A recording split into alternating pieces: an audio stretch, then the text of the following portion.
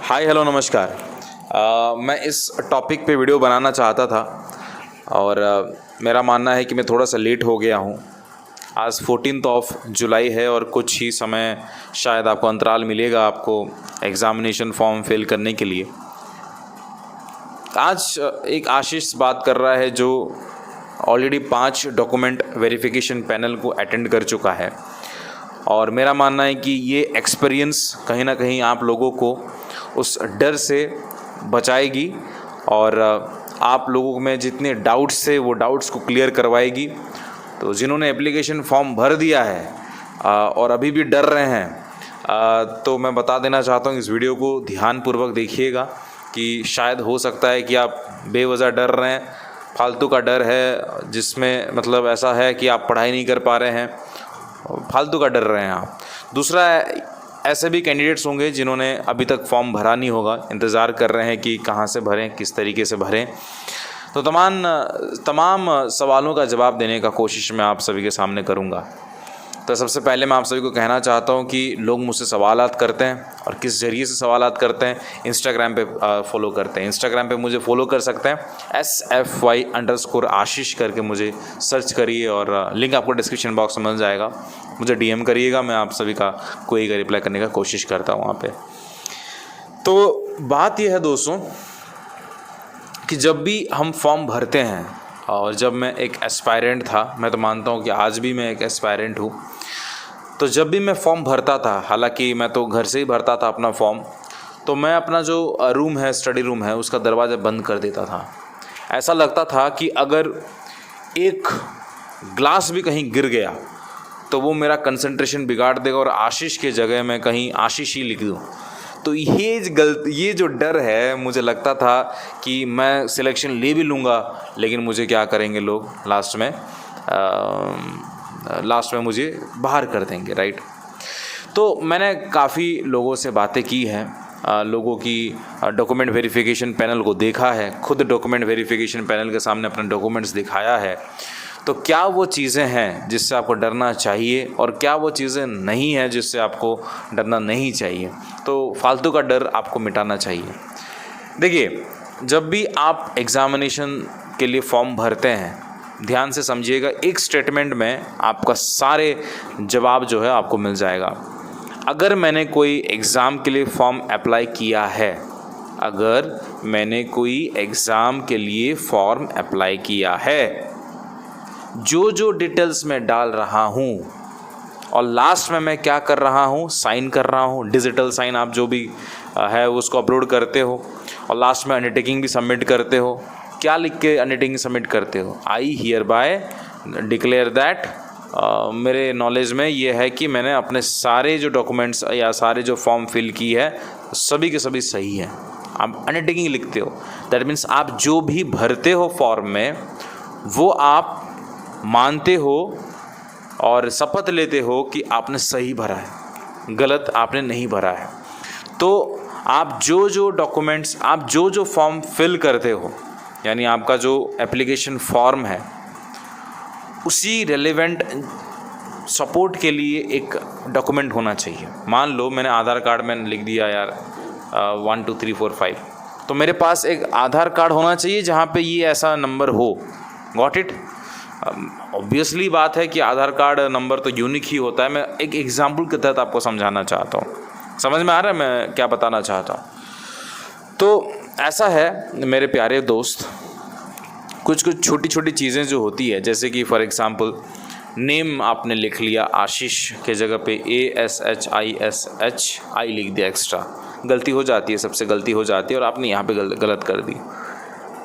तो ऐसा है कि वो पैनल के ऊपर डिपेंड करता है, तो वो आपको क्वेश्चन करेंगे, बार बार क्वेश्चन करेंगे और आपसे पूछेंगे कि आप हैं कौन, क्योंकि आपका आशीष ही लिखा गया यहाँ पे और आपके डॉक्यूमेंट में तो आशीष है।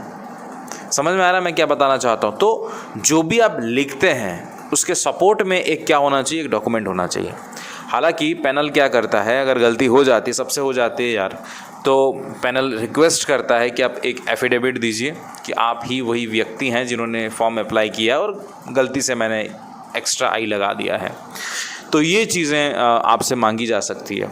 सबसे ध्यान देने वाली बात यह है कि आपको डेट ऑफ बर्थ जो होता है वो ठीक ढंग से डालना चाहिए। अगर मान लो आपका डेट ऑफ बर्थ 1 जनवरी 1990 है तो आप 1 जनवरी 1990 ही डालिए। हो सकता है कि कई लोग क्या करेंगे 1 जनवरी, मान लो उनका ईयर ऑफ बर्थ 89 में था और उन्होंने जानबूझ के 90 कर दिया है। दैट क्लियरली शोज़ कि अगर मान लो कोई एग्जामिनेशन बोलता है कि तुम्हारा एज जो है वो 30+ नहीं होना चाहिए, रियल में तो आप 31 के हो, just for the sake of appearing the exam आपने क्या कर दिया 30 बना दिया, तो वो जो है वो फर्जीवाड़ा में जा सकता है। उसके लिए कभी कभी होता है कि पैनल क्या करता है कि वो सुनता नहीं है ना, सुनता नहीं है। तो चीज़ें जहाँ पे आपको ध्यान देने वाली बात यह है कि आप नाम अच्छे तरीके से लिखें, डेट ऑफ बर्थ अच्छे तरीके से लिखें। तीसरा सबसे बड़ा जो मैं मानता हूँ दोस्तों कि आप लोग को ध्यान देना चाहिए वो कास्ट है ना। आप अनरिजर्व्ड कैटेगरी से हैं तो आप अनरिजर्व्ड कैटेगरी डालिए, आप एससी से हैं तो एससी डालिए। अगर मान लो किसी ने एसटी डाल दिया लेकिन उसके पास सर्टिफिकेट ही नहीं बना है या वो एलिजिबल ही नहीं है ना। देखो सर्टिफिकेट नहीं बना है और एलिजिबल नहीं होना दोनों डिफरेंट सिनारियो होते हैं। तो अगर मान लो किसी का सर्टिफिकेट नहीं बना है, by the time when he is producing the certificate in front of the document verification panel उसके पास सर्टिफिकेट ही नहीं है तो रिजेक्ट। समझ में आई। अब ऐसा भी हो सकता है कि पैनल क्या करे, पैनल आपको टाइम दे, अंडरटेकिंग लिखवाए कि 1 महीने का हम टाइम देते हैं, ज्वाइनिंग के तुरंत 1 महीने के अंदर आप हमको क्या करोगे, आपका सर्टिफिकेट सबमिट करोगे। लेकिन प्रोवाइडेड वहाँ पे आपका एक जेन्युइन रीज़न होना चाहिए। अगर रीज़न नहीं है, मान लो आपने बोला कि सर मैं शादी के में चला गया था इसलिए सर्टिफिकेट नहीं बना, ये गलत चीज़ है। इसमें पैनल आपको क्वेश्चन करेगा और उसी चीज़ में शायद आपको रिजेक्ट भी कर सकता है। मान लीजिए ऐसा हुआ कि आपके एक्सीडेंट हो गई या सच्ची में आपका एक्सीडेंट हुआ है, आपके पास मेडिकल रिपोर्ट्स है, तो फिर आपको एक्सटेंसन जो है वो मिल ही जाता है। अब कोरोना का सिचुएशन है तो यहाँ पे क्या होगा क्या नहीं मैं वो तो नहीं बता सकता, लेकिन मैं आपको प्रैक्टिकल बातें समझाने का कोशिश कर रहा हूँ। Got it. So cost is very much important जब भी आप एग्जामिनेशन डालते, क्योंकि होता है ना, मान लो मैं जनरल कैटेगरी का हूँ और मैंने एससी से डाल दिया, मैंने एससी का फ़ायदा उठाया, फिर तो वो चीज़ तो मेरे पास है नहीं, मैं फ़ायदा उठाया, that means you are culprit. आप 420 किए वहाँ पे, आपको तो जेल हो जाएगा। फिर अगर जानबूझ के किए यू विल बी जेल में चले जाओगे फिर आप। समझ में आया। तो यहाँ पे आपको ध्यान देना है, एक नेम है, एक आपका ये एक एड्रेस प्रूफ, और जो एक और चीज़ मैं बताऊंगा जो कि कहते हैं एड्रेस प्रूफ। देखो यहाँ पे मान लीजिए आपने जो एड्रेस डाला है, ठीक है, मैंने डाला मानो नेहरू नगर डाल दिया या कुछ भी डाल दिया, नेहरू नगर डाल दिया ओके, लेकिन वो एड्रेस नेहरू नगर है करके मेरे सामने कोई एड्रेस प्रूफ नहीं है, तो फिर वो भी गलत है। क्योंकि मैं इधर नेहरू नगर डालता हूँ, उसको दिखाने के लिए मेरे पास कोई डॉक्यूमेंट नहीं है, तो वो भी गलत है। तो चीज़ें क्लियर कट आप भाव से समझ लो, वही चीज़ डालो जिसमें आप बाद में कोई क्वेश्चन करेगा तो आप उसको दिखा सकते हो एज ए प्रूफ। तो बाकी तो जो छोटी छोटी चीज़ें होती है, अब कई लोग मुझसे पूछते हैं कि सर हमारा तो ग्रेजुएशन में जो था वो ग्रेड में था, परसेंटेज में मांग रहा था, हमने किस तरीके से करेंगे सर, हमको तो आइडिया नहीं है, हालांकि हमको परसेंटेज का दिया गया है पर शायद हो सकता है गलत हो जाए। देखो एक चीज़ मैं आपको क्लियरली बता देता हूँ, आप ग्रेजुएशन में 100% भी लेके आ जाओ, वो आपको नहीं देखेंगे आपने 100% लाए, बस वो देखेंगे कि आप पास किए हो कि नहीं। बिकॉज़ वहाँ पे कोई क्राइटेरिया ऐसा नहीं है कि आपको 60% मिलेगा तब जाके ही आप जाके एग्ज़ामिनेशन अपेयर कर पाओगे। उस केस में वो देखते कि आपका 60% है या नहीं। समझ में आया। तो ये एग्ज़ामिनेशन क्या बोलता है, आपके पास सिर्फ एक पासिंग सर्टिफिकेट होना चाहिए। अगर आप पास हो तो फिर वो आपके मार्क्स को भी नहीं देखते हैं।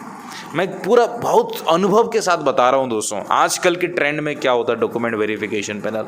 मैं जानता हूँ कि अभी तक आप मुझे देख रहे हैं, क्यों देख रहे हैं, बिकॉज अभी तक आपको जो है वो जेन्युइन लग रहा है बातें। ऑब्वियसली लगेगा क्योंकि हम हकीकत ही बोलते हैं। और एक बड़ा चीज़ मैं आप सभी के साथ जिक्र करना चाहता हूँ। देखो मुझे ऐसा नहीं है कि मैंने कुछ लिख के लाया है, मुझे जो चीज़ें आ रही है मैं उस चीज़ों को उन चीज़ों को आपके सामने रख रहा हूँ। ये चीज़ें पूछ सकते हैं और क्या हो सकता है। और डॉक्यूमेंट तो वही है कि आपके पास 10th का सर्टिफिकेट होना चाहिए, ये तमाम चीज़ें होनी चाहिए। तो मेरा मानना है दोस्तों कि जिनके डॉक्यूमेंट्स नहीं हैं तो आप उस हिसाब से मत डालिएगा। क्योंकि बाद में फिर आपको प्रॉब्लम कर सकता है ना, प्रॉब्लम क्रिएट हो सकता है। तो जितना भी हो आप जेन्युइन रहें, और जब भी एप्लीकेशन फॉर्म भरते हैं तो सच्चाई के साथ भरें। कोई झूठ मूठ का भरेंगे तो फिर आप बाद में बड़े पछताओगे। फर्जीवाड़ा कहीं पे दिखा तो फिर आप शायद 3 साल 4 साल तक बैन हो सकते हैं, कैरेक्टर पे दाग आ सकता है, तो काफ़ी सारी चीज़ें होती हैं। तो यही मैं चाहता हूँ कि आप जब भी एप्लीकेशन फॉर्म भरें ध्यान से भरें, डरने की कोई बात नहीं है। और इनकेस अगर कुछ गलती हो भी जाती है तो फिर वो, अगर आपके पास रीज़न है, जेन्युइन रीज़न है, तो फिर वो समझ जाएंगे, कोई टेंशन लेने वाली बात नहीं है ना। तो जो लोग मुझसे बार बार सवाल कर रहे थे कि क्या होगा सर, क्या होगा, एक और पॉइंट मुझे याद आ रहा था, बीच में मैं कुछ और टॉपिक को ले गया तो मैं भूल गया हूँ। एनीवेज अगर मुझे याद आएगा तो मैं आपको हमारे इसी वीडियो के कमेंट जो कॉलम है वहाँ पे मैं डाल दूँगा। मैं चाहता हूँ कि आप लोग इस वीडियो को शेयर करें, डरने की बात नहीं है, आराम से भरिए, टेंशन लेने की कोई दिक्कत नहीं है। और आप लोग सिलेक्शन लेंगे, मुझे विश्वास है। और जल्दी भर दीजिएगा, है ना, जल्दी भर दीजिएगा। और एक और चीज़ मैं बताना चाहता हूँ, मुझसे एक क्या नाम है उनका, मैं भूल गया। उन्होंने कहा कि सर मैं जब फॉर्म फिल कर रहा था तो वहाँ पे लेफ़्ट थंब या राइट थंब समथिंग कुछ था, तो जो राइट डालना था वो शायद उन्होंने लेफ़्ट डाल दिया है, ऐसा कुछ था। तो मैं क्या करूं सर? तो मैंने पूछा कि हो गया सबमिशन? तो बोलते हैं हो गया। तो मैंने उनसे बोला कि वो मुझसे पूछा कि सर मैं क्या करूं, अभी सब कुछ हो चुका है।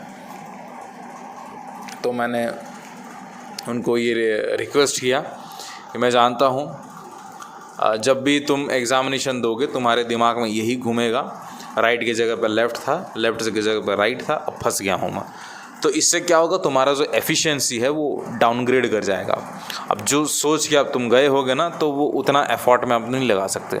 ऑब्वियस सी बात है यार कि अगर मान लो कि मतलब गलती हो गई है, दिमाग में चलता रहेगा कि यार छोटी सी गलती कर दी, लेकिन बाद में सिलेक्शन हो भी जाऊंगा तो मुझे रिजेक्ट कर देंगे, तो तमाम नेगेटिव चीज़ें आती हैं। तो मैंने बोला उनको, अगर तुमको ऐसा फील होता है तो आप एक काम करो, दोबारा फिर से एप्लीकेशन फॉर्म भरो। 850 रुपया फिर से डाल के उसने एक और बार एप्लीकेशन भरा, क्योंकि मैं चाहता हूँ जितना क्लियर होना, तो उसमें क्या होता है कि प्रिपरेशन में हैम्पर नहीं होता है। इधर मान लो आपने आशीष ही लिख दिया है, नाम आशीष है, मैं तो बोलता हूँ कि कुछ होगा नहीं, लेकिन कुछ लोग ऐसे भी हैं जो बोलेंगे कि सर डर लग रहा है सर, अब बाद में सिलेक्शन हो जाएगा तो फंस जाएंगे, इस तरीके का होगा। तो फिर बेटर है कि आप एक और बार करो, क्योंकि यहाँ पे तो एडिट का ऑप्शन है नहीं, आपको IBPS वाले एडिट का ऑप्शन देते नहीं है, आपको दोबारा भरना पड़ेगा। तो इसलिए थोड़ा सा ध्यानपूर्वक भरें, क्रॉस वेरीफाई करें जब भी आप सबमिशन करते हैं। वंस फ़ी पेमेंट हो जाता है तो फिर दिक्कत हो जाती है, ये मेरा मानना है। और आप लोगों को ऐसे ही पढ़ते रहना चाहिए, जल्दी फॉर्म भरिए, ख़त्म करिए इस चीज़ को, और ये बहाना मत करिए कि आगे एग्ज़ामिनेशन तब है, या फिनिश इट ऑफ। जल्दी से जल्दी ख़त्म करके आप अपना एग्ज़ामिनेशन तैयारी करें। आशा करता हूँ कि आपको मेरी वीडियो जो है वो पसंद आया होगा। Thank you very much for watching this video. एक और बार जाते जाते बोलना चाहूँगा, SFY_आशीष में हमको फॉलो करें इंस्टाग्राम पे, और टेलीग्राम पे जुड़ें। हमारा टेलीग्राम जो है वो आप सर्च कर सकते हैं, स्टूडेंट फरमाइश यूट्यूब। और मिलते हैं ऐसे ही वीडियोज़ पे। शब्बा खैर, गुड नाइट।